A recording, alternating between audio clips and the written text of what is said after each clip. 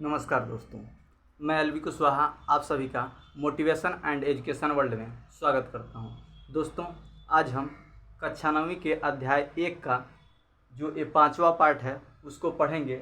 इसमें हम लोग एनसीईआरटी में दिए हुए प्रश्नों को हल कर रहे थे, जिसमें 2 प्रश्न हल हो चुके हैं, 2 बाकी हैं, तो इसमें हम हल करेंगे। दोस्तों, यदि यह आपको वीडियो देखने के बाद अच्छा लगता है लाइक कीजिए, नहीं समझ में आता है कमेंट करके ज़रूर पूछिए, शेयर कीजिए जिससे आपके मित्र भी पढ़ सकें और नॉलेज इकट्ठा कर सकें। और यदि चैनल पे नए हैं तो चैनल को सब्सक्राइब ज़रूर कीजिए। और इसके यदि 4 पार्ट आप और देखना चाहते हैं तो लिंक डिस्क्रिप्शन में मैं दे दूंगा, वहां से जाके आप उस प्लेलिस्ट को देख सकते हैं। चलिए दोस्तों, शुरू करते हैं हमारा ये पार्ट 5 को। देखिए, कह रहा है कारण बताइए। कारण बताइए। गैस पूरी तरह से उस बर्तन में भर देती है। गैस पूरी तरह से उस बर्तन में क्या करती है? भर देती है, जिसमें इसे रखते हैं। कह रहा है कि गैस है, यदि उसको हम किसी बर्तन में रखते हैं तो क्या करता है? उस पूरे बर्तन को भर देता है। इसका कारण क्या है? भर क्यों जाता है? तो देखिए क्यों भर जाता है। गैस के कणों के बीच आकर्षण बल बिल्कुल नगण्य होता है, जिसके कारण इसके कण अनियमित रूप से गति सभी दिशाओं में करते हैं और पूरे बर्तन को यहाँ पे देखिए, पूरे बर्तन को छूट गया था, पूरे बर्तन को क्या करते हैं? भर देते हैं। देखिए, अब इसको ध्यान पूर्वक समझिए। गैस के कणों के बीच आकर्षण बल बिल्कुल नगण्य होता है। जो गैस के कण होते हैं, आप लोगों को हम बताए थे कि गैस के कण कैसे होते हैं। आप लोग पिछला वीडियो देखेंगे तो समझ में आ जाएगा। तो गैस के जो कण होते हैं वो बहुत दूर दूर होते हैं और उनके बीच जो आकर्षण बल होता है वो बहुत ही कम होता है। इसलिए वो क्या होते हैं? अनियमित, यानी कोई भी नियमावली नहीं होता है कि वो किस रूप में गति करेंगे या किस दिशा में गति करेंगे। उनको रखते ही सभी दिशाओं में क्या करने लगेंगे? गति करने लगेंगे, जिसके कारण जिस बर्तन में इसको रखेंगे वो पूरा बर्तन क्या हो जाएगा? भर जाएगा। तो आप लोगों को यह समझ में आ गया होगा। एक बार और पढ़ देता हूँ, ध्यान से सुनिए। गैस के कणों के बीच आकर्षण बल बिल्कुल नगण्य होता है, बहुत कम होता है, जिसके कारण इसके कण अनियमित रूप से गति करते हैं। कोई नियमावली नहीं होता है, अनियमित रूप से गति करते हैं, सभी दिशाओं में करते हैं। अनियमित रूप से सभी दिशाओं में करते हैं। भाई, रखेंगे किसी भी बर्तन में तो चारों ओर फैल जाएगा, सभी दिशाओं में फैल जाएगा, उसका कोई नियम नहीं है और पूरे बर्तन को क्या करेगा? भर देगा। ठीक है। फिर बी, एकदम सेम क्वेश्चन ही है, थोड़ा सा बदलाव किया है। देखिए, बी, गैस बर्तन की दीवारों पर दबाव डालती है। कह रहा है जो गैस जिस बर्तन में हम रखते हैं उस बर्तन के जो दीवार होते हैं उस पर क्या करती है? दबाव डालती है। इसका क्या कारण है? तो देखिए कारण क्या है।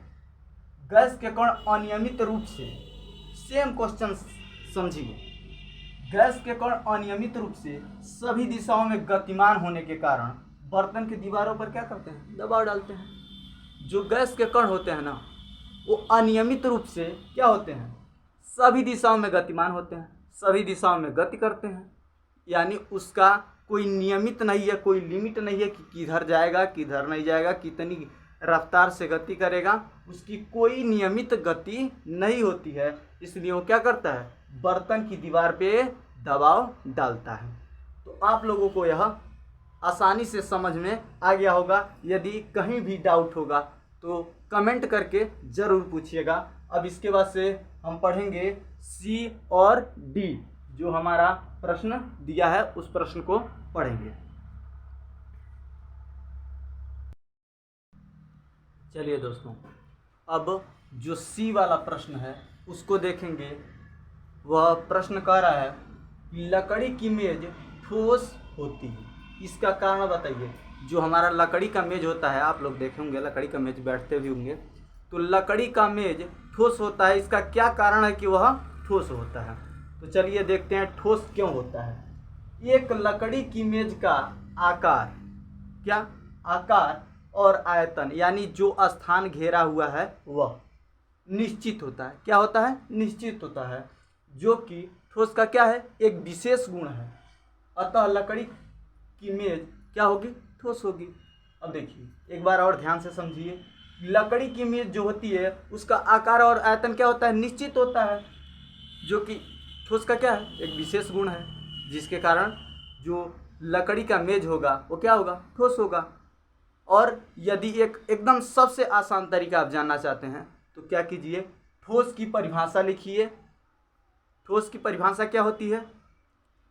कि वह वस्तु जिसका आकार और आयतन क्या होता है?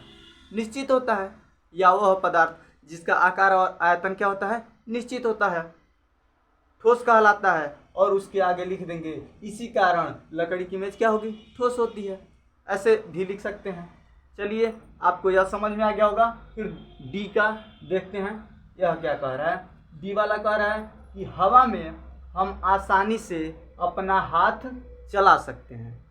जो हवा है उसमें अपना हाथ हम आसानी से, जैसे हम आपको बता रहे हैं, तो हवा में आसानी से हाथ चला पा रहे हैं। लेकिन एक ठोस लकड़ी के टुकड़े में हाथ चलाने के लिए हमें कराटे में दक्ष होना पड़ेगा।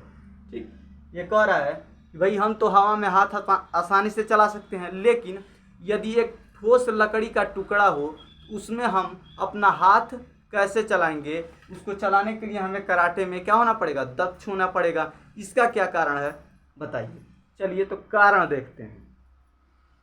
हवा एक गैस है। हवा क्या है? एक गैस है, सिंपल सी बात है, जिसके कारण हवा के कणों के बीच आकर्षण बल नगण्य होता है। इस बात को आप लोग बहुत ही अच्छी तरह से समझे होंगे कि हवा जो होता है ये गैस तो है ही है, और उसके कणों के बीच जो आकर्षण बल होता है बहुत ही कम मात्रा में होता है, जिसके कारण गैस के कण आपस में जुड़े नहीं रहते हैं। क्या होते हैं? आपस में जुड़े नहीं रहते हैं। जैसे देखिए यहाँ पे हम आपको बताते हैं कि गैस के कण कैसे होते हैं। जैसे मान लीजिए एक कण यहाँ, एक कण यहाँ, यहाँ ऐसे क्या होते हैं? इसके कण बहुत दूर दूर होते हैं और बिखरे हुए होते हैं, जिसके कारण वो क्या होते हैं? आपस में जुड़े नहीं रहते हैं। जबकि ठोस के कणों के बीच आकर्षण बल बहुत क्या होता है? अधिक होता है। देखिए यहाँ पे कम हो गया है, गलती हो गया है, यहाँ पे क्या होता है? अधिक होता है। जबकि ठोस के कणों के बीच क्या होता है? आकर्षण बल बहुत अधिक होता है।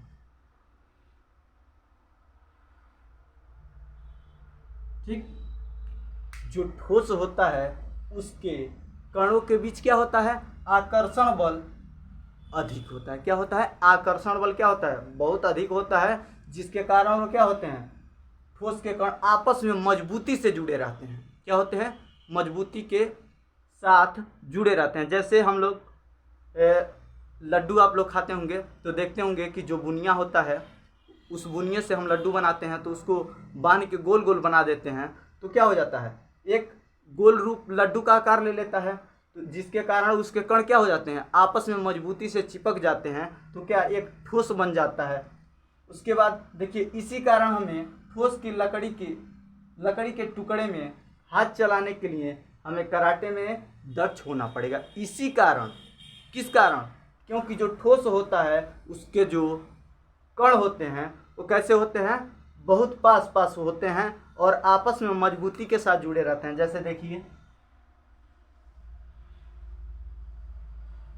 यहाँ पे जो इसके कण होंगे, ऐसे अगर ऐसे ऐसे करें तो देखिए आपस में क्या है? एकदम एक पास पास जुड़े हुए हैं। इसके कण एकदम एक पास पास मजबूती के साथ क्या है? जुड़े हुए हैं, जिसके कारण लकड़ी के टुकड़े में हाथ चलाने के लिए हमें क्या होना पड़ेगा? कराटे में दक्ष होना पड़ेगा। आप लोगों को यह बात समझ में आ गई होगी। एक बार और पढ़ देते हैं, आप लोग ध्यानपूर्वक सुन लीजिए। हवा एक गैस है, जिसके कारण हवा के कणों के बीच आकर्षण बल नगण्य होता है, बहुत कम होता है, जिसके कारण गैस के कण आपस में जुड़े नहीं रहते हैं, दूर दूर होते हैं। जबकि ठोस के कणों के बीच आकर्षण बल क्या होता है, अधिक होता है, जिसके कारण ठोस के कण आपस में मजबूती के साथ क्या होते हैं, जुड़े रहते हैं।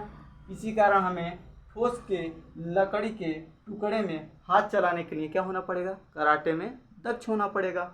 तो आप लोगों को यह समझ में आ गया होगा। यदि कहीं भी कोई समस्या होगी तो आप कमेंट करके ज़रूर पूछेंगे और इस वीडियो को लाइक करेंगे और बताएंगे कि आप कैसा पढ़ाते हैं, कैसा बताते हैं, कैसा समझाते हैं, जिससे हम मोटिवेट होंगे और आपको और बेहतर से बेहतर पढ़ाने का प्रयास करेंगे। धन्यवाद।